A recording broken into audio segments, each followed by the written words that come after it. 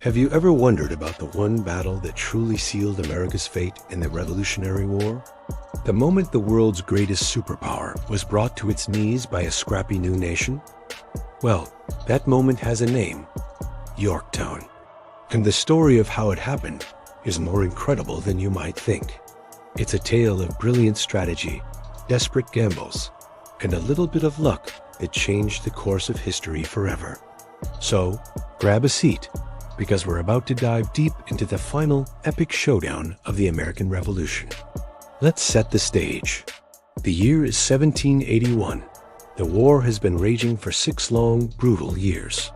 Morale is low, the treasury is empty, and the Continental Army is exhausted.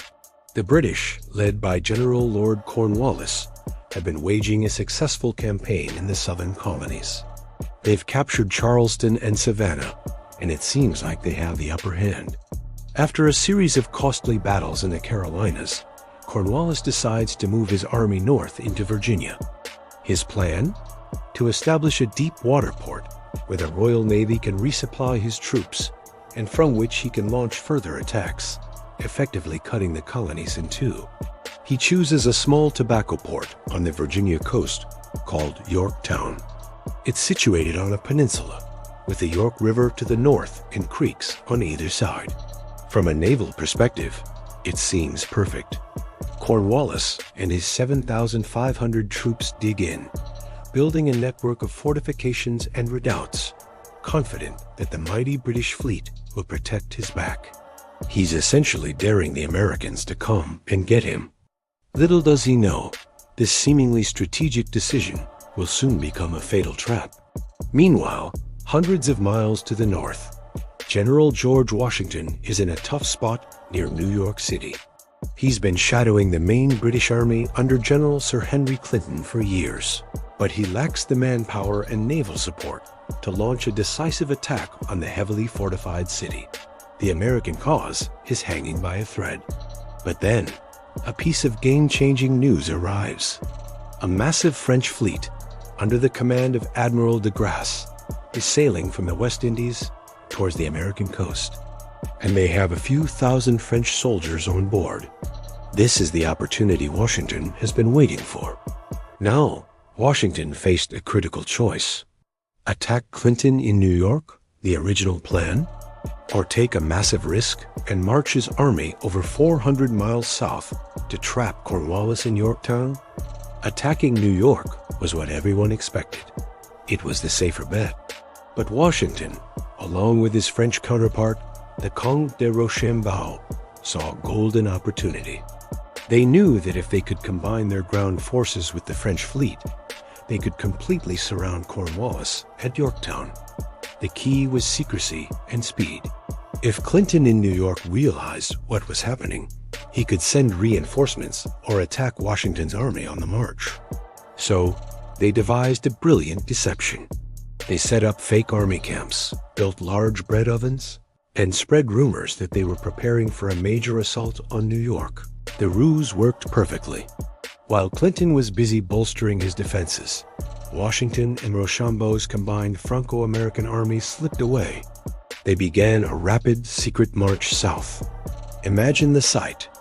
Thousands of soldiers in different uniforms, speaking different languages, all marching together with a single audacious goal. It was one of the greatest logistical feats of the 18th century. A high-stakes gamble that would determine the future of a nation. As the Allied army raced south, the naval part of the plan was falling into place. Admiral de Grasse's fleet arrived at the Chesapeake Bay in late August, just as planned. They blockaded the mouth of the bay, effectively cutting off Cornwallis from any hope of rescue or escape by sea. When a British relief fleet under Admiral Thomas Graves finally arrived from New York, they were met by the powerful French Navy. The resulting battle, the Battle of the Chesapeake, was a decisive French victory. Although it wasn't a massive, ship-sinking slugfest, the British fleet was so damaged that Graves was forced to retreat back to New York, leaving Cornwallis completely isolated. The trap was now set. By late September 1781, the Franco-American army arrived at Yorktown. They were joined by more troops, including a French contingent that had sailed with de Grasse. The combined force now numbered around 17,000 men, more than double the size of Cornwallis's trapped army. The siege of Yorktown officially began on September 28th. The Allies methodically began digging a series of parallel trenches, getting closer and closer to the British lines. Artillery played a huge role. Day and night, a relentless barrage of cannonballs and mortar rained down on the British positions. One American surgeon wrote in his diary, "The whole peninsula trembles under the incessant thunder of our heavy guns." The British were completely pinned down, with nowhere to run and dwindling supplies. The turning point of the siege came on the night of October 14th. To complete their second siege line, the Allies needed to capture two key British fortifications, known as Redoubt No. 9 and Redoubt No. 10. In a daring nighttime assault, the French, under Colonel Wilhelm von Zweibrücken, stormed Redoubt 9, while the Americans, led by the young and ambitious Colonel Alexander Hamilton, charged Redoubt 10, with bayonets fixed and muskets unloaded to ensure silence and speed. They swarmed over the defenses in a chaotic 10-minute whirlwind of hand-to-hand combat. The capture of these redoubts was a critical blow. It allowed the Allies to move their artillery even closer, making the British position completely untenable.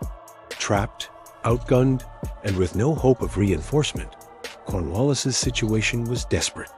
He made one last, frantic attempt to escape.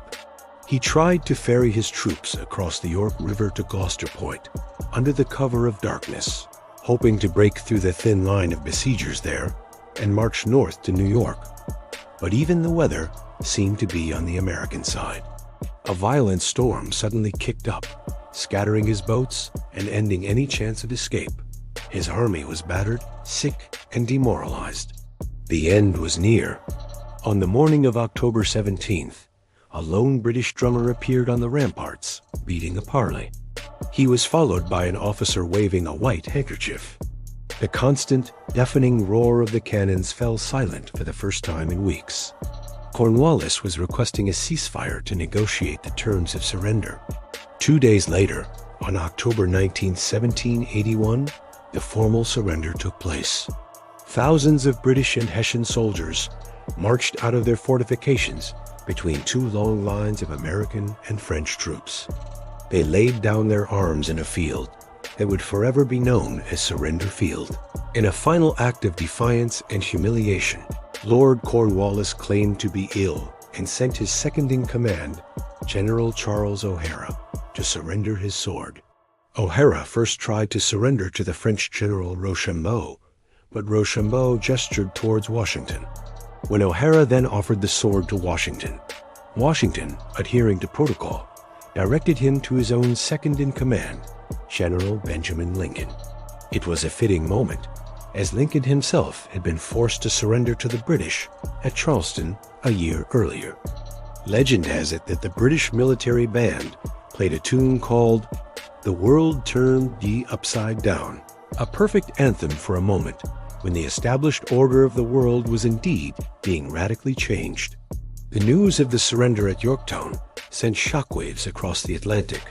When the British Prime Minister, Lord North, heard the news, he reportedly exclaimed, "Oh God, it is all over." And in many ways, it was.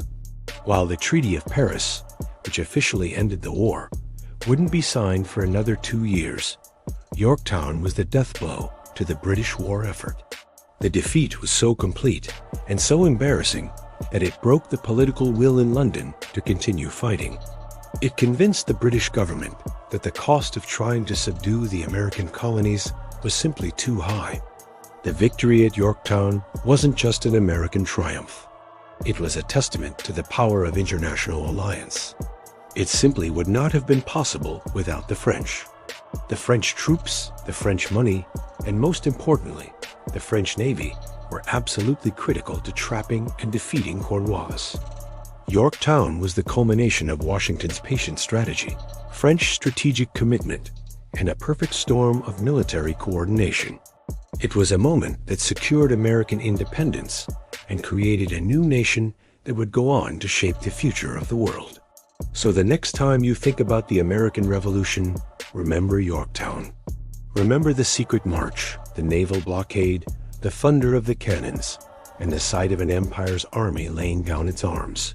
It was more than just a battle. It was the final, decisive act that turned the dream of American independence into a reality. Thanks for watching. If you enjoyed this journey back in time, don't forget to like, subscribe, and hit that notification bell for more stories that shaped our world. See you next time.